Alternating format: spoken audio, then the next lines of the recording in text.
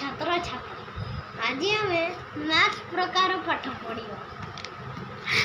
ତ ଆମେ line math ପଢ଼ିବା। ଲାଇନ୍ ମ୍ୟାଥ୍ ତ ଆମର କ୍ୱେଶ୍ଚିନ୍ ଏଇଟା ମୁଁ କାଟି ଦେଉଛି। ଏଇଟା ମୁଁ ନେକ୍ସଟ ଭିଡ଼ିଓରେ ପଢ଼େଇଥିଲି। ଲାଷ୍ଟ ଭିଡ଼ିଓରେ ପଢ଼େଇଥିଲି। ତ ତାହେଲେ ଆଜି ଆମେ ପଢ଼ିବା 2 + 2। ମୁଁ 3 + 3 को 6 थर बनेइली सॉरी जे किंतु आम लाइन प्रकार पढ़ा।